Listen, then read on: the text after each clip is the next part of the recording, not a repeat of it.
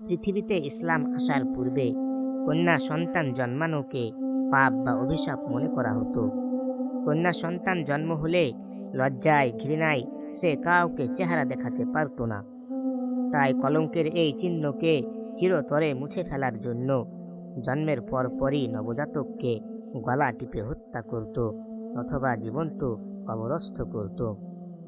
তখনকার ইতিহাসে জীবন্ত কন্যা সমাহিত করার যে পৈশাচিক দৃশ্য ফুটে ওঠে তা শুনলে পাষাণ হৃদয়ের লোকদেরও অশ্রু সংবরণ করা কঠিন হয়ে পড়ে।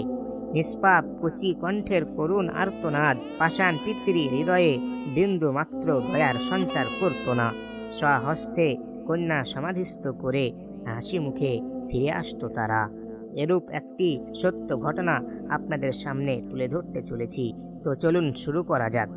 বানু তামিম গোত্রের সর্দার কায়েস বিন আসিম ইসলামের সুশীতল ছায়ায় আশ্রয় গ্রহণের পর আল্লাহর রসুলের নিকট স্বহস্তে কন্যা সমাধিস্থ করার এক মর্মস্পর্শী করুণ কাহিনী বর্ণনা করতে গিয়ে বলেন, ইয়া রাসূলুল্লাহ, একবার আমি সফরে গিয়েছিলাম।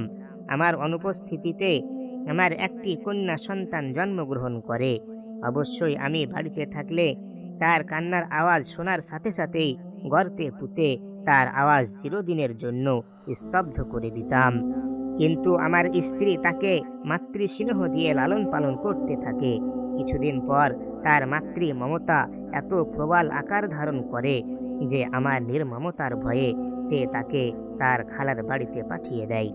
উদ্দেশ্য হলো হয়তো খালার স্নেহে লালিত পালিত হয়ে একটু বড় হলে পিতার হৃদয়েও দয়া মায়ার উদ্রেক হবে এবং ফুটফুটে নিষ্পাপ শিশু কন্যাটি নিশ্চিত মৃত্যুর হাত থেকে রক্ষা পাবে।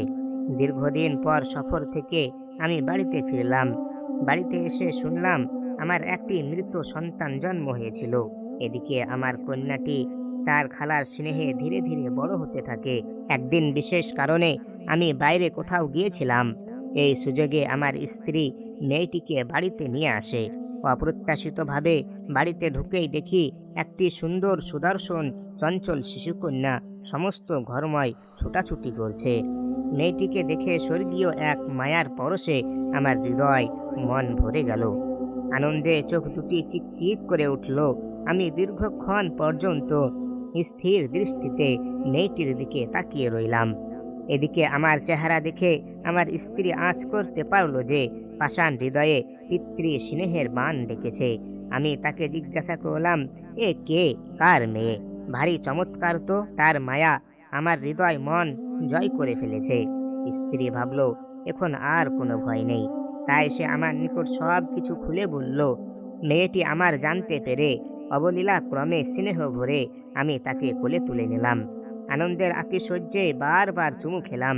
এ সময় মেয়েকে লক্ষ্য করে স্ত্রী বলল, মা, এ যে তোমার আব্বু। অমনি সে আব্বু আব্বু বলে আমাকে জড়িয়ে ধরল। সে যে কি সুখ, কি আনন্দ, তা ভাষায় প্রকাশ করা অসম্ভব। ইয়া রাসূলুল্লাহ, এরপর থেকে আমি তাকে কাছে ডাকলে আব্বু আব্বু বলে কোলে ঝাঁপিয়ে পড়তো আর আমি তাকে বুকে চেপে ধরে স্বর্গীয় আনন্দ উপভোগ করতাম। হে আল্লাহর রাসূল সাল্লাল্লাহু আলাইহি ওয়াসাল্লাম, আমার মেয়েটি স্নেহ মমতার উষ্ণ পরশে প্রতিপালিত হচ্ছিল, কিন্তু মাঝে মাঝে আমার মনের মধ্যে এক হিংস্র অসুত্ব এসে উপস্থিত হতো। তখন আমি কুচিন্তার পথ সাগরে হাবুডুবু খেতাম। ভাবতাম, হাই, আমি এ কি করছি? এ মেয়ের জন্য কি আমার মান মর্যাদা ইজ্জত সম্মান সবকিছু ধূলিসাৎ হয়ে যাবে? এই তো কিছুকাল পরে সে হবে এক যুবকের শয্যাশায়িনী। তখন সমাজে আমি কি করে মুখ দেখাবো? এ সকল চিন্তা করে তখন আমার সমস্ত শরীর ক্ষোভে ঘৃণায় রি রি করে উঠত। অবশেষে আমার হিংস্রতাই বিজয়ী হলো। আমার পশুত্ব আর আত্ম অহমিকা আমাকে অন্ধ করে ফেলল। সিদ্ধান্ত নিলাম, লাঞ্ছনা, অপমান ও কলঙ্কের এই চিহ্নকে আজই সমাধিস্থ করে আত্মপ্রশান্তি লাভ করব। স্ত্রীকে বললাম, মেয়েটিকে আজ সাজিয়ে দাও, ওকে এক নিমন্ত্রণে সাথে নিয়ে যাব। স্ত্রী তাকে সুন্দর জামা পরিয়ে উত্তম রূপে সাজিয়ে দিল। আব্বার সাথে নিমন্ত্রণে যাওয়ার সংবাদে সেও আনন্দে আত্মহারা। আমি তাকে নিয়ে এক পাথুরে জমিনের দিকে রওনা হলাম।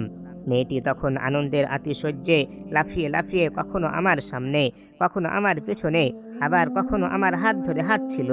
কিন্তু সে জানতো না যে আমার মধ্যে তখন পশুত্বের কি পৈশাচিক ঝড় বইছিল।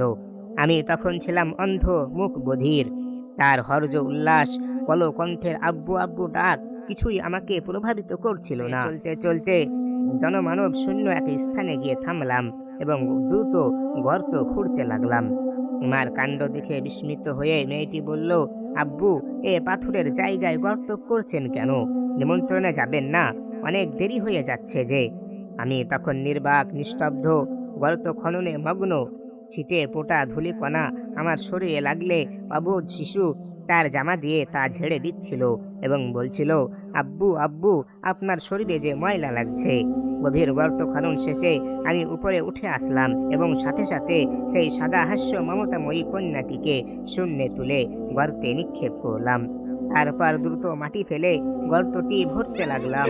এ সময় মেয়েটি অশ্রু সজল নয়নে আমার দিকে তাকিয়ে আত্মচিৎকার করে বলছিল, আব্বু আব্বু, আপনি এ কি করছেন? আব্বু আব্বু, আমি তো কোনো দোষ করিনি, তবে কেন আমাকে গর্তে ফেলে মাটি চাপা দিচ্ছেন? ইয়া রাসূলুল্লাহ, আমি তখন এত নিষ্ঠুর ও নির্মম হয়ে গিয়েছিলাম যে এ আর্তচিৎকার আমার পাষাণ হৃদয়ে একটুও দয়ার উদ্রেক হয়নি। আমি যেন তখন উন্মাদ হয়ে পড়েছিলাম। তাই তো আমি আপন কন্যাকে জীবন্ত সমাধিস্থ করে ব্যথার পরিবর্তে পৈশাচিক উল্লাস আর সীমাহীন প্রশান্তি নিয়ে বাড়িতে ফিরতে পেরেছিলাম। এ নিষ্ঠুর, নির্মম ও মর্মস্পর্শী কাহিনী শুনে রাসূলুল্লাহ সাল্লাল্লাহু আলাইহি ওয়াসাল্লামের চক্ষু থেকে টপ টপ করে অঝোর ধারায় অশ্রু প্রবাহিত হতে লাগলো। গুমড়ে কেঁদে উঠছিলেন তিনি আর বলছিলেন, যারা অন্যের প্রতি দয়াবান নয়, আল্লাহ কিভাবে তাদের প্রতি দয়াশীল হবেন?